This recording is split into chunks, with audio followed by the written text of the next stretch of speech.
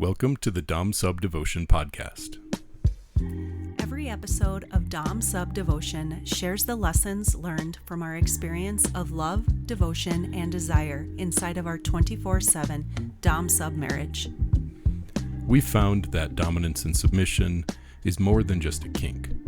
For us, it's been a path to deep intimacy and desire that lasts over the long term. We share our experience through this podcast to be the example that we didn't have when we started down this path, and to help you find your way to a dynamic that works in your real life. You can learn more about us and our courses and offerings in the show notes and at infinitedevotion.com. Thank you for listening. Hello everyone, welcome back to Dom Sub Devotion. My name is Andrew, and on Dom Sub Devotion, what I do is I teach about dominant submissive dynamics and how we bring those into healthy, loving relationships. And I do this from the perspective of the way that my wife Dawn and I have brought dominance and submission into our relationship. And then what we've learned from bringing that out into the world and sharing it through our business, Infinite Devotion. One thing that I've found a lot over the last 5.5 years of doing this as a full-time business is how much the BDSM community in general lives in the shadows. And there's a lot of assumption around the fact that this is the way that it has to be. But it doesn't have to be this way. It doesn't have to be so shameful.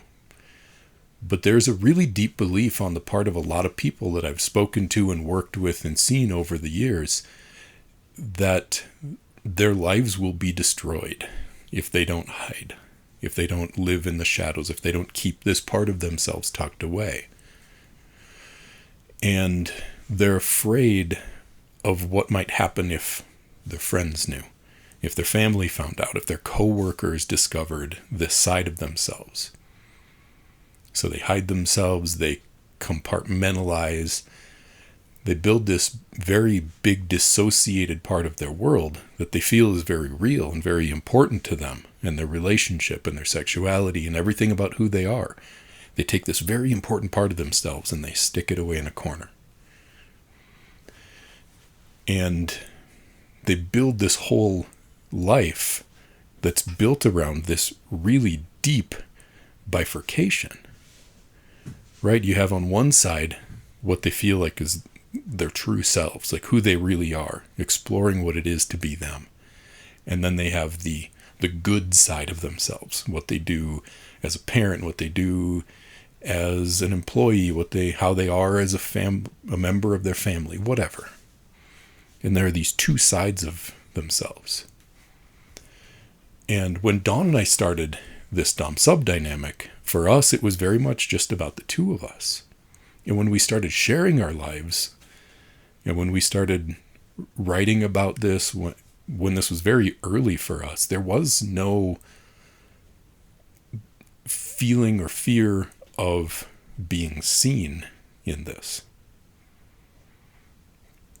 And it's one of the things that I think has always stood out about us has been the fact that we weren't afraid to be seen for what we are. And I remember in the very early days of sharing our relationship on Instagram, before we were even called Infinite Devotion. Some of you have been around long enough to remember that this hasn't even always been what we called ourselves. The podcast has only been here for 2 years. We were doing this for several years before that. But the thing that made me realize that what we were doing was hitting a chord with people was the fact that people were reaching out to us saying things like, "Dawn's so brave, she wears her collar in public. I can't believe that you two talk about this and show your faces. That you use your real names." And that helped me see that there was a really, really big gap between people's desires and any example of the fact that this was okay to live without having to be ashamed of it and hide it. And the truth that I can speak to you after now 5.5 years of putting myself out there on the internet as my wife's dom, of doing this podcast now for well over 2 years. Everything that we've done, the truth that I can tell you is that almost everything that you're afraid of what might happen if you lived authentically, won't actually happen. The times that I've been afraid, or we've had little moments of wondering, like, should we really do this? Like when we started our OnlyFans. Do we put our faces out there with this? Do we attach this to our business that has our actual names and so much of where we've shared about our real lives? And the answer to us has always been, if we can't be ourselves, then we're not going to do it. And the little bits of judgment or the slight bit of fallout, like a client who decided they didn't want to work with me anymore because of the fact that Dawn and I started to do OnlyFans together. The fears of rejection, like all of these things, they're so minuscule in compared to what you would have to sacrifice, what we would have to sacrifice in order to hide ourselves. So the deeper theme of this episode is about the price that we pay for hiding and the freedom that becomes possible when we stop putting this side of ourselves, our kinky selves, the side of ourselves that want to be a leader, that want to be a follower, that think that dominance is actually a beautiful way for a man to express himself in the world, that think that submission is a beautiful way for a woman to express herself in the world. There's a price you pay for hiding that. There's a price that we pay as a general community of people who participate in these lifestyles. And the longer that we hide, the more that we teach the world that this is something that should be hidden, that there's something wrong with it. When we hide, we show that we believe that BDSM, that dominance and submission, that power exchange are wrong, that they're dangerous, that they're dirty, that they're shameful, that they're bad. And they're not. So at the end of this episode, what I'm hoping that you can understand is the way that hiding reinforces shame.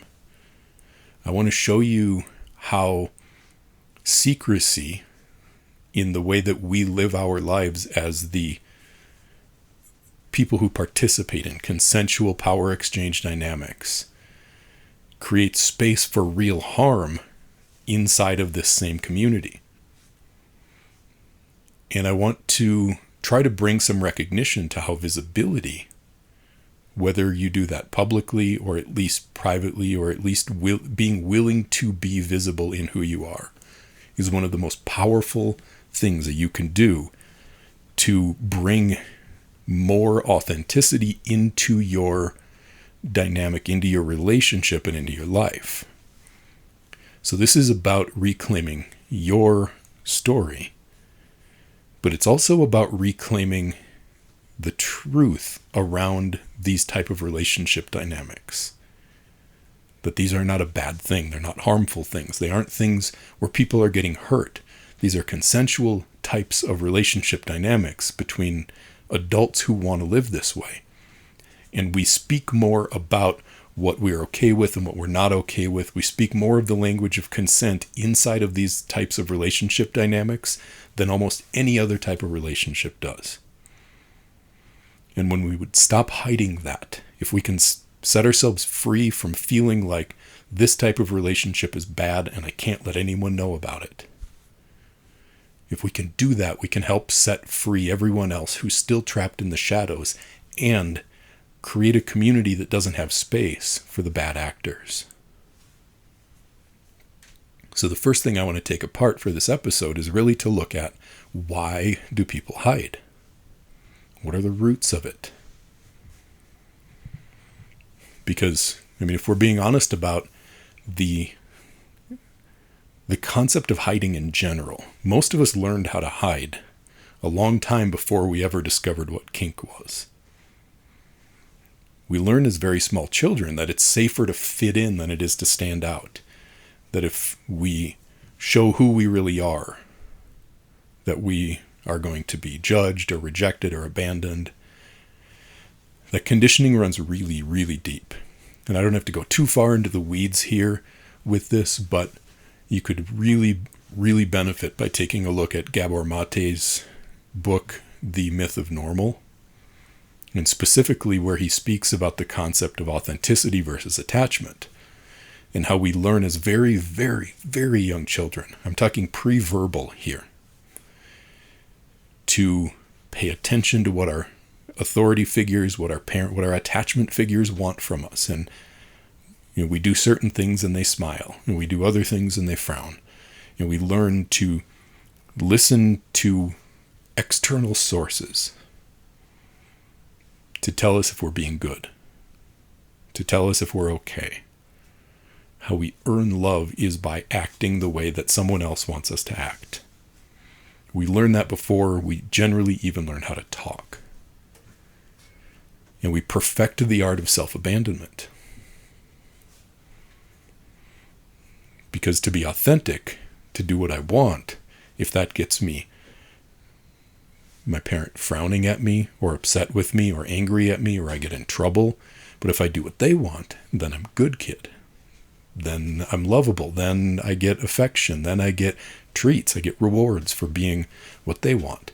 I get punished for being what I want to be. So we learn how to be what other people want us to be. So then, as we mature, as we grow up, that frame of reference, that looking outside of ourselves for approval, and assuming that if I do what I want, or if I am who I am, that I'm going to be rejected or not good enough or not accepted, that it's bad. I'm bad. What I want is bad. What other people think is okay is okay. So then when we become an adult and we start discovering kink, and there's something like this that has so much charge, so much electricity, but it's also so misunderstood by society and by culture. It is seen as being so taboo.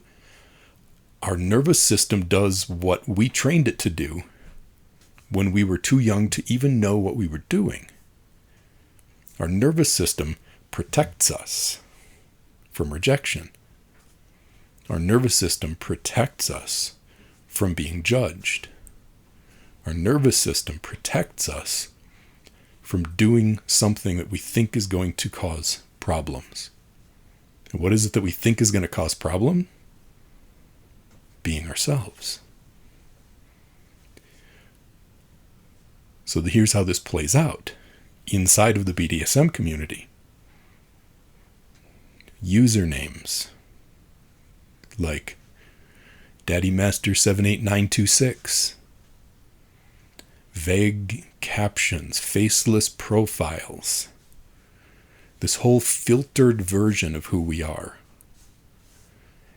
And it's pretty easy to hide that behind, well, I'm just being careful. I'm trying to protect myself. Well, protect yourself from what?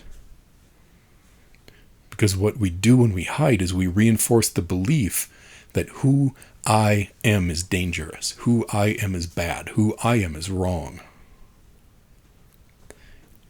And this isn't to dismiss the importance and value of safety. I can also tell you that we have shared a lot of information about ourselves, what we do, where we're from, how we travel, where we're going. And we've never had any problems. As much as people have even reached out to us on Instagram and said, you guys are sharing too much about yourselves. People might find out and know where you are and then and catastrophize all these bad potential outcomes. And so, yes, I understand that it's important to be safe. But also, there's a difference between being safe and being small. Because hiding might protect you from being judged. It might protect you from being misunderstood. It might protect you from being rejected in some way. But it also keeps you from being seen. It also keeps you from being known. And every time that you hide, every time that you bury yourself behind some anonymous profile or some anonymous username because you are telling yourself that you're trying to be safe or that you're trying to protect yourself, you're also telling your own subconscious that there's something to hide. That this part of you is bad, or this part of you is wrong, or this part of you is unworthy. And that becomes a feedback loop. The more that you hide, the more shame you feel. The more shame you feel, the more you hide. And if the goal is to be more fully yourself, shame won't ever dissolve inside of that feedback loop. You're reinforcing the cause of the problem with your actions. Shame dissolves in the light, not in the dark. Because it's not just your kink that you're hiding. It's something very true about who you are. It's what you desire. It's what you ache for. It's the depth of what your desire for this type of relationship brings alive inside of you. This is your capacity for intensity. This is what you really need to fully access your soul. So you might tell yourself the story that you're hiding the fact that I'm into kinky stuff. But you're also hiding the part of yourself that wants to feel fully alive.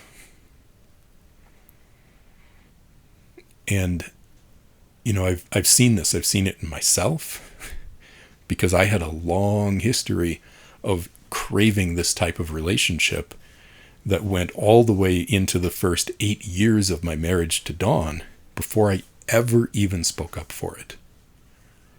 There was a part of me that felt like this had to be just tucked away, hidden. It wasn't okay. It would never be acceptable. I would never be able to actually live this out. Like this wasn't a way that people actually lived. And so I just kept it down. I kept it hidden for decades.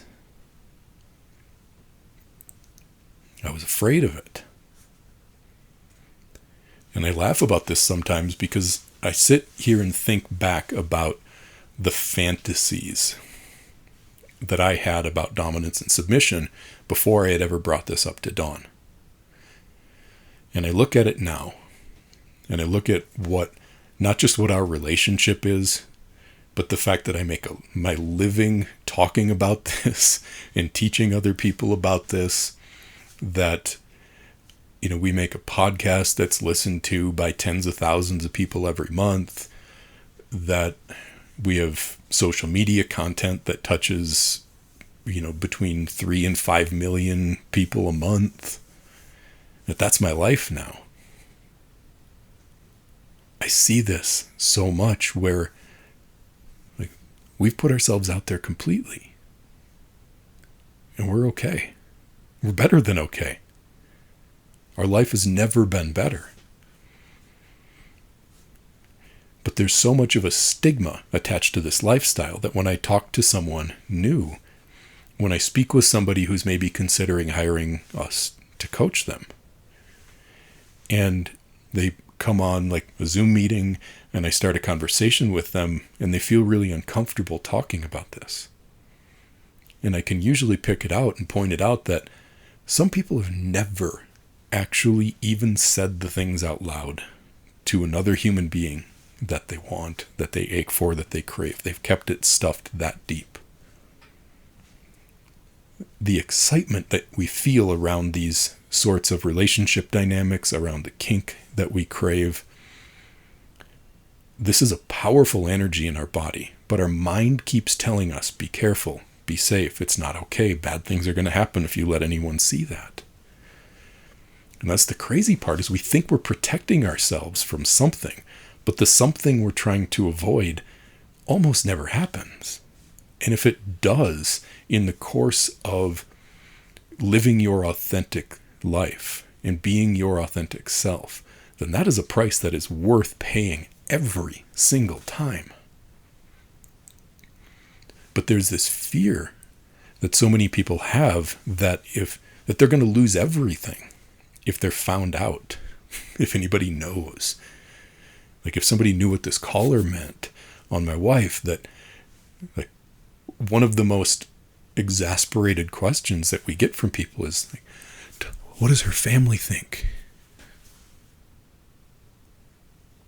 Well, what's underneath that question is a really, really deep judgment and fear and shamefulness around something that has been nothing but life-giving and loving, and something that has called both of us into the highest versions of ourselves. What's happened for us is that we have gained everything that matters about our life through owning and being confident and just fully and transparently living out who we are. It's brought us more inner peace. It's brought us more congruence in our lives where there are not these different parts of ourselves. It's integrity, it's confidence. There's so much good that has come from fully owning this for ourselves. Look at the fact that I'm doing this podcast right now. And if you're listening to this on audio, you could just as easily click over to YouTube and you'd see my face. You'd see that I'm smiling. You'd see that I'm a relatively normal, well-adjusted, grown adult man who just isn't ashamed of the fact that I'm a dominant. I'm proud of it because I know that the way that that plays out in my life when I set it free from shame is only about love. It's only about wanting to provide, protect, guide, lead, and to do all of those things in whatever way feels good to me and that is done consensually inside of a relationship. There's nothing wrong with it. I'm not ashamed of it. If anyone has a problem with it, that's theirs. But the fear that most people carry exaggerates the risk. It minimizes the truth. Hiding is how fear actually stays in control. And there's a cost to that living in secrecy. There's a price to hiding. And the thing that I would love for you to take away from this episode is that secrecy doesn't protect you. Secrecy is a quiet form of self-betrayal. Hiding feels safe. It seems like the right thing to do. But it is the most expensive kind of safety that you will ever buy. Because every bit of energy that you are pouring into trying to hold back or suppress this very real part of yourself, and by the way, this doesn't just go for kink. What I'm talking about here is the way that this plays out in the dominant submissive BDSM community, the power exchange relationships. This plays out anywhere. But the amount of energy that goes into keeping a secret, into hiding, into suppressing who you are, is energy you could be using to live. You're turning that energy around and using it to burn yourself alive so that nobody finds out something real about you. And so there is a multiplicative benefit that happens when you turn that around, because not only are you now able to live, you're also not putting all of that energy into holding yourself down. When you split yourself in two, when you break yourself in parts, and you have one version for the world and one version for the truth, you are at war with yourself. You're always managing. You're always trying to control who knows what you can say in front of these people and what you have to say in front of those people. You're guarding your body language. You're paying attention to you're putting on a show for the whole world. But that tension doesn't go away when you are not in those positions where you're trying to put on a false act. You still have that same tension because you've taken that inside of yourself. You can't be fully authentic and hide at the same time. Embodiment, authenticity, these require exposure. Otherwise, you are walking through your life trying to protect yourself against the world. And you can't be fully yourself when you are also trying to hide or stuff or suppress parts of yourself. And here's the cost to that. One of them is that you can't have real intimacy. You can't have real depth in relationship without being seen, without being vulnerable, without being open. And so I see people in these power exchange or dynamics, or people who crave these power exchange dynamics all the time. They want what Dawn and I experience, the deep intimacy and the kink and the freedom and the aliveness. And then I look at maybe how they present themselves, and they're trying to hide it. They're trying to stuff parts of it. They don't want anybody to know. How do I let someone know without telling them? And then they wonder why they feel unseen, why their relationships lack depth and intimacy. And even if your partner knows the truth about you, even if you inside of your relationship are able to create a space where openness and vulnerability are a part of your relationship dynamic, there's still a residue of secrecy if you're trying to hold that back and hide it from other people. Because even that is saying that this love, this desire, this passion we feel is something that is real for us, but we have to protect anyone else from knowing it. That's still a subtle message that is eroding your freedom, your ability to feel fully authentic in what you're doing. Now, this doesn't mean that you have to be shoving this down other people's throats. It doesn't mean that you're walking around with a sign that says, "I dumped my wife on Thursday." This is about being comfortable in yourself. And you still get to choose how and where you reveal yourself. But it's the internal feeling of needing to hide it that I'm getting at here.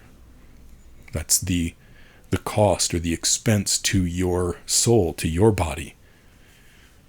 When you feel okay and you're not afraid of other people finding out, then you might choose to tell people, you might choose not to. When somebody asks Dawn about her caller, she's a pretty good read on whether they're coming with judgment or with acceptance. And to some people, she goes, "Yeah, it's an eternity necklace for my husband." And to some people, she says, "Yeah, I'm my husband's sub. It's my collar." You get to feel out how you want to expose yourself, how you want to share yourself, but it's about the internal freedom of not needing to hide or being afraid of being found out. The more that we have owned that part of ourselves, the more that we have shared our lives here through our Instagram, through infinitedevotion.com, with our courses, with this podcast, it has deepened our connection. It's brought us even closer together. And it's not so much about the visibility, right? It's not about millions of people knowing that I'm Dom guy or that my wife is the sub.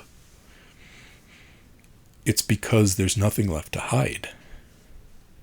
It's that we can be all of ourselves in whatever situation, in whatever way feels right to us in the moment.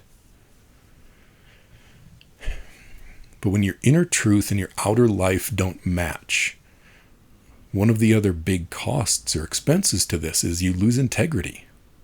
You can't have peace if you don't have integrity.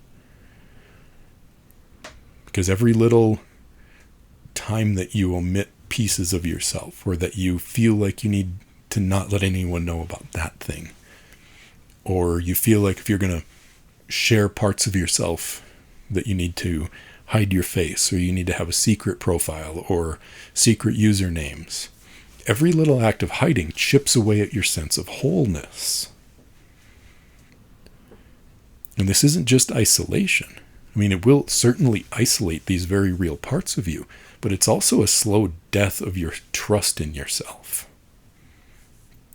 And you tell yourself that you are keeping control and you're being safe by hiding. But it's really the opposite of that, because the moment that you need to hide yourself to feel safe, you're already being controlled by fear, by public opinion, by your own internal sense of shame, by the way that you've made yourself bad and wrong, by the fact that you need to put this part of yourself in a corner. And what people don't realize is that most judgment, or the fear of judgment of other people, completely loses its power over you when you stop apologizing for being yourself. When you can take ownership of who you are, what you like, what you want, and what your relationship is about, you become untouchable in a way. Not because everybody agrees with you, or even because everyone approves of you, but it's because you no longer need them to agree with you. You no longer need them to approve of you, because you've taken ownership of it for yourself. And that's where this conversation gets bigger, or grows beyond just personal fear. Because when we hide, it's not just about hiding or protecting ourselves or keeping ourselves safe. We're also teaching the world what to believe about these kinds of relationships. So let's talk about how hiding doesn't just keep you small, it also keeps the whole culture stuck in shame. Every individual act of hiding or suppressing or stuffing your interest and desire for what's real for you is an act of reinforcement of the collective shame and misunderstanding and misconception and stigma around BDSM. Authenticity in these types of relationship is not just about personal healing. This is also about cultural leadership. It's about showing the world what's actually true about these types of relationship dynamics.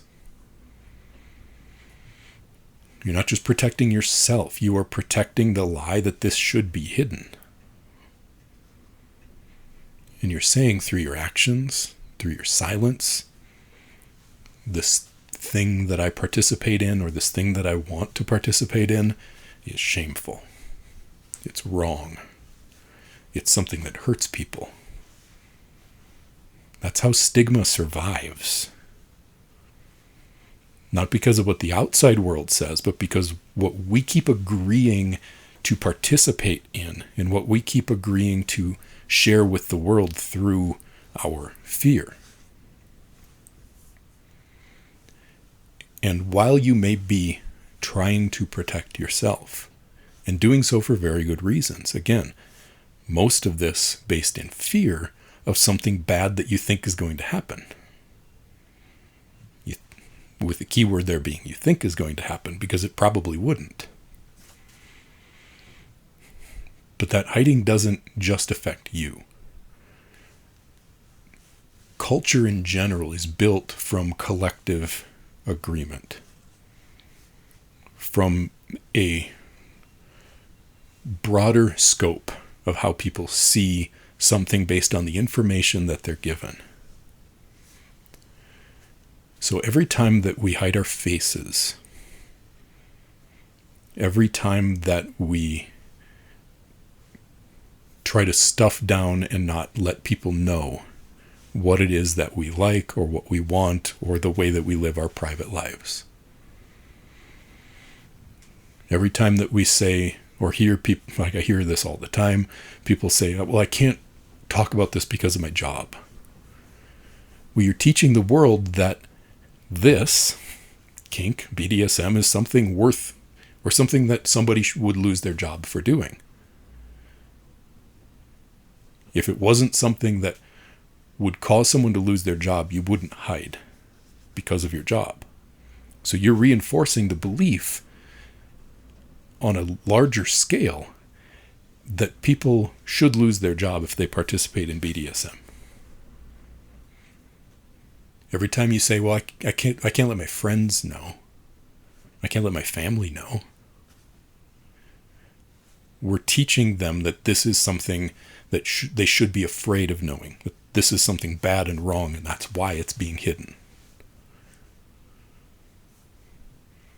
And you're expecting other people to judge you. You're expecting your family to judge you. You're expecting your friends to judge you. You might be expecting your partner to judge you if you spoke up for what you wanted. You might be expecting your job to judge you. And so you're shutting all of this down, and what you're doing is you are judging yourself for them. You've made an assumption about how they're going to react, and then you just did that. You treat yourself that way based on the assumption that they would treat you that way. Well, they would think it was bad and wrong, so I'm going to think it's bad and wrong, and I'm not going to say anything. But let's take a look at the world that we live in. Look at the amount of porn that's created and consumed. Look at the number of erotic novels that are devoured primarily by women. Look at the fantasies that people admit when they're able to be anonymous. This is all a part of what's very normal in our culture. But then at the same time, people pretend or act shocked when somebody actually lives that way openly. Because there's this collective idea that everybody does it, but nobody talks about it. And that is the definition of hypocrisy.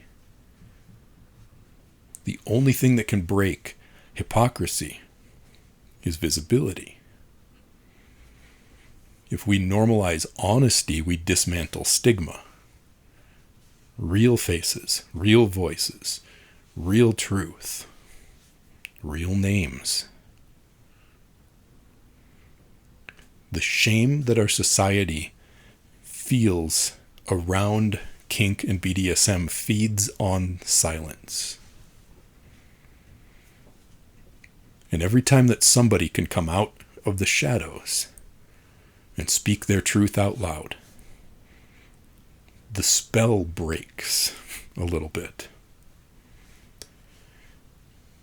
The more that Dawn and I have shared our lives openly, the more messages, emails that we get, comments that we get from people saying, like, I'm so glad to have found you guys. It's so good to know that I'm not the only one, that we aren't the only ones. That's how this whole thing got started. If you happen to be out there listening to this, the gentleman from North Carolina who messaged me when we were brand new, for those of you who don't know this story, this whole thing, everything that we do, got started when Dawn and I were on a date night. She had a couple glasses of wine. We took a selfie of ourselves, and she put it on our Instagram that had nothing to do with our relationship, nothing to do with our dom-sub dynamic, nothing at all. And she posted this picture of us, and she put on a hashtag on there, collared girl. That got found. It started to get seen. It picked up momentum. And there was this one gentleman from North Carolina who messaged and said, I showed this to my wife, and she said, she's so brave for wearing her collar out in public like that. And this was a professional white-collar couple who had a dom-sub dynamic that they were trying to explore, but they were trying not to be seen, and they were afraid of his job finding out, and she was there was a lot of fear and a lot of shame and a lot of hiding, but they saw us, and it was like, oh, we're not the only ones. There's other people like us. That was what showed me that there was something here. And everything that we've built ever since then came from exposure. It came from being willing to be seen. And frankly, it came from a couple glasses of wine and a sassy wife. And, some of the judgment that we get now, people like to assume that we're flashing our kink online for validation and for money and for approval. And I understand why they would think that now. They see us now with a big following and a big podcast and, think that this is just all a big show that we've built. But it's important to remember that this all came from letting the world see us being who we are. And not apologizing for being ourselves. Living your real truth and being your real self doesn't need permission. You don't need anyone else to tell you it's okay. But if you've ever wished that people understood BDSM better, if they understood the depth of what dominant submissive dynamics can really be for a couple to bring you together in deeper intimacy, if you've ever wished it didn't carry so much stigma, then understand this. The only way that changes is if more of us stop hiding. Visibility is how we re-educate the world. Most of what the world sees, and when I say the world, I mean people who are not participating in this community, people who aren't participating in these relationship dynamics. What do they see about dominance and submission? Really think about it. It's when somebody who maybe labeled himself a dom, who's anything but, does some abusive shit and hurts some people and it makes the news. Or when a book gets really popular, a movie gets really popular. There are these little glimpses into this that people get, and it's usually based around things that are not real, but around people that aren't real, around situations that are really abusive and harmful things that are happening, being labeled as dominance and submission, being labeled as BDSM when they are not that. But we hide all of the good stuff, all of the real stuff. All of that gets put aside and gets stuffed. So the only thing that people are really getting a chance to see are the people who are getting hurt by people who are using this lifestyle, this way of relating, this way of fucking to do bad things. If those of us who live this consensually, who live this above board, who live this in a loving, devoted way, felt more comfortable to be all of ourselves, that this isn't deviant, we would re-educate the world and show them that what this really is. And we would also at the same time show the bad actors for being what they really are, which is abusive people, using a very loving, consensual type of relationship dynamic to hurt people. We would cast those people out. We would remove the opportunity for the people who actually should be hiding to continue to operate in the shadows. So let's talk about the shadow side of all of this secrecy and all of this shame. Secrecy creates cover for things like manipulation, for predators, for unethical behavior, for people who violate consent. And collective visibility dismantles that environment. There is a difference between privacy and secrecy. Privacy is a boundary. There are certain ways that Dawn and I, even as much as we reveal to the world, keep our privacy. There are some things that we still don't share. There are parts of our lives we don't let people into. There are things we don't talk about anymore that we used to speak about earlier on in this, because it makes more sense to us now to retain a little bit more privacy about certain parts of our life. Privacy is a boundary. Secrecy is a cover for shame. And what most people in the BDSM community that I see call privacy is really just that shame in disguise. And that shame doesn't just hurt you, as we've talked about already in this episode. It also protects the people who should be exposed. The more that we normalize hiding because of our own internalized shame, the more space that we give to people who actually need the darkness to operate in their manipulative and hurtful ways. The predators that exist in this community, they thrive where people, in a world where people are hiding themselves, because they can hide right along with you. When everyone's afraid to be seen, when nobody wants to share their face, when nobody wants to share their real name, no one can be held accountable. They can sneak through using the same language that you might be using to protect your internalized shame, like discretion, privacy, I don't want my job to find out. But they're using it for entirely different reasons, to get away with something. And there's a huge difference between two consenting adults choosing to maintain some sort of privacy and someone using secrecy to manipulate people, to groom people, to abuse people. When we collectively, as a community, when we accept this faceless, shameful hiding as the norm, we create cover for that behavior. We give the predators, the bad actors, camouflage. They can blend right in and look like everybody else who just thinks that nobody else can find out about this. And they don't even have to hide. Our shame has built a culture that does it for them. And we can talk about consent all day long.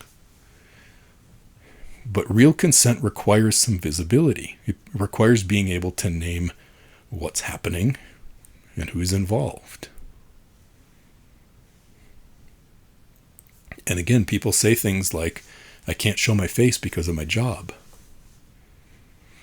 And I do understand that fear. But what you don't understand is how that fear is protecting the people who are causing harm. Because every time that we say that this can't be public or no one can find out, or we feel like the fear of being judged, we're also saying that it's okay that this lives in the shadows. And the shadows they're exactly where the worst parts of this hides. And this is where ethical leadership on the part of those of us who stand for something deeper and more true and more real in these type of relationship dynamics, ethical leadership is the healthiest way to shift this culture. Rather than policing it, it is to illuminate it.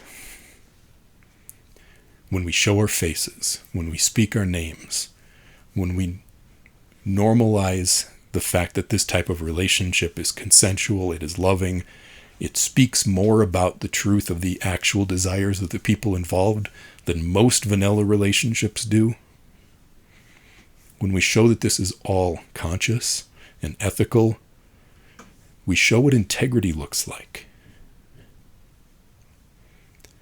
And when integrity and visibility become the norm, then the people who are hiding in the shadows,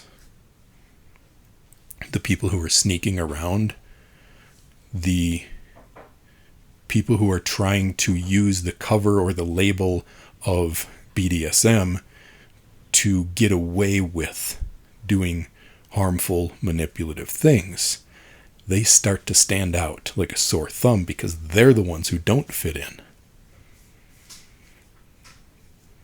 When we illuminate the culture, the people who need to hide suddenly start to look sneaky instead of just looking like everyone else.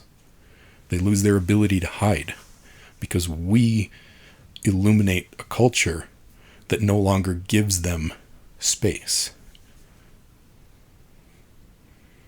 Transparency, authenticity. That's the death of this kind of manipulation inside of this culture. Now, what I'm not saying here is that everyone has to go public and put a picture of your driver's license on your FetLife profile. But I am saying check your motives. Check your premises. Is it really privacy for safety? Or is it secrecy because of shame and because of fear? Are you actually protecting yourself? Or are you just avoiding the discomfort that you feel because you're afraid of being judged? There's real power to visibility and to being a leader. And in this episode, what I'm doing is I'm calling forth the people who are brave and courageous enough to be leaders along with us in transforming the way that culture sees these types of relationships. This is where this gets to become something bigger than ourselves. This is an act of service and integrity and protection, especially for the more vulnerable people, for the younger people who are getting started, for the people who want to explore these kind of relationships. To create a culture based in visibility means to create a culture that's safer for the people who desire to dip their toe in and see if this is something for them. When we have a culture that thrives on secrecy, and somebody new comes and they dip their toe in the pool and they get it bitten off by a shark, what do they learn? Oh, that's scary. That's not for me. So for those of us who are willing to be ourselves, we can reframe being seen as the natural outcome of living truthfully.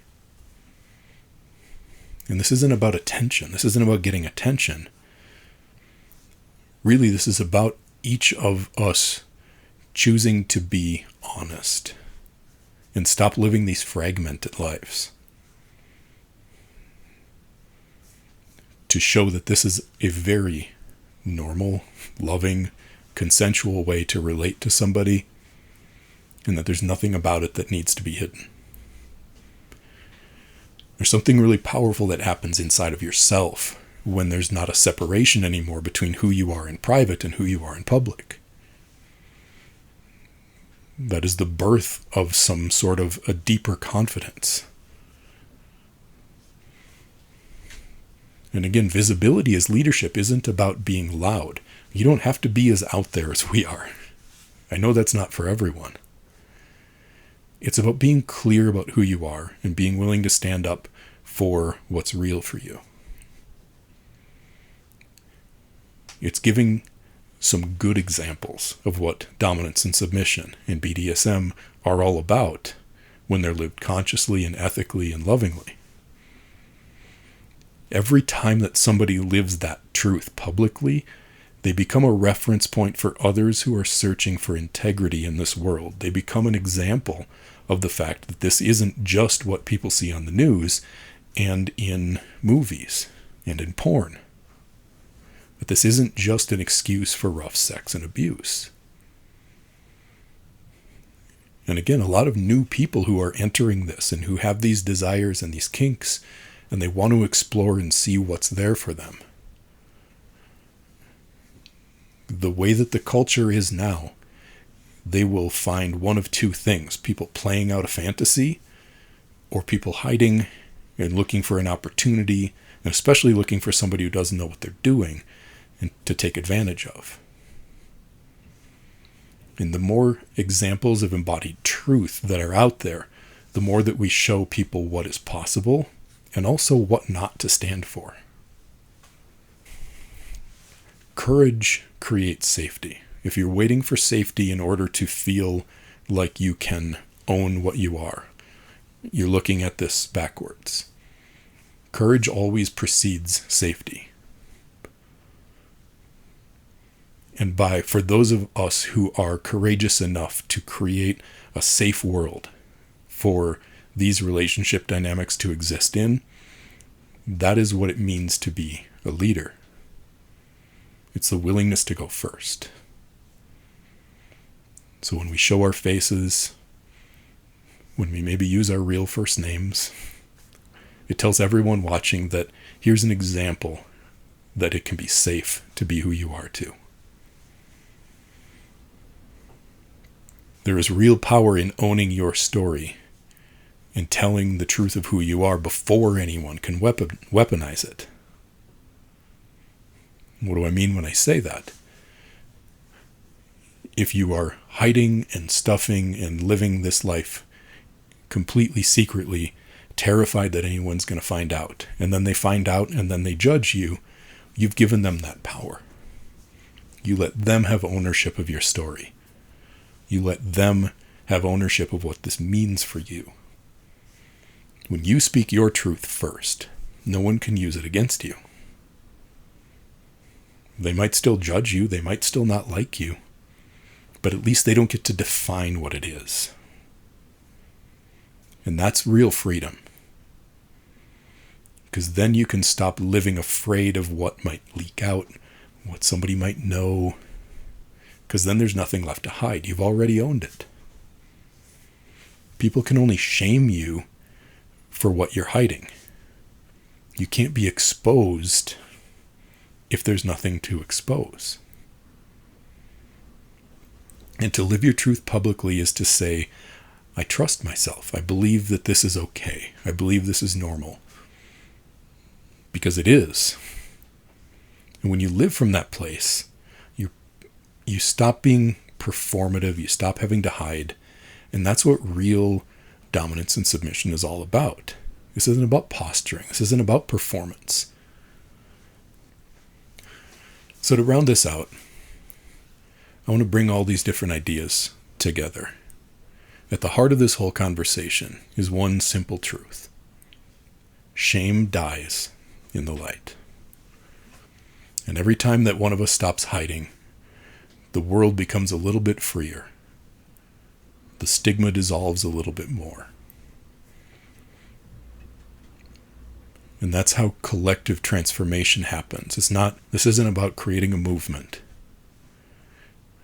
This is about being the change you want to see in the world. If you want to see a world where there is less stigma and judgment, where you feel less judged, then it starts with dissolving the judgment that you have for yourself. So bringing light to these relationship dynamics doesn't mean that everyone has to start a podcast. It doesn't mean that everybody has to post photos online.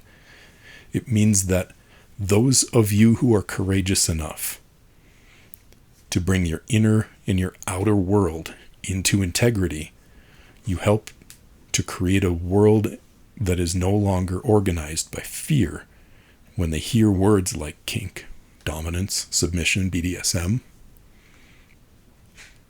When you dissolve that split, then you no longer have to decide who you're allowed to be based on how other people might react. Then you get to stop performing. You get to stop hiding. You just get to be yourself. And yes, this requires some courage to let people misunderstand you. But that is a place worth living. Let them misunderstand you. Let them not get it. Let them see the way that this starts to come out of the shadows. Because this isn't just about being seen. This is about a devotion to the truth. It's about a devotion to love. It is about letting people know that our life, our dynamic, who we are, it is real for us. It's an offering that we are making to the world. And you can't offer something if you're still ashamed of it. So maybe the question to to sit with is this. What part of you is still hiding? What is the thing that's real about you that you've decided is too dangerous to let anyone know? And what might happen? Not to your reputation. What might happen to your soul if you stopped apologizing for being yourself? Thank you for being here with me on Dom Sub Devotion. I will see you next week.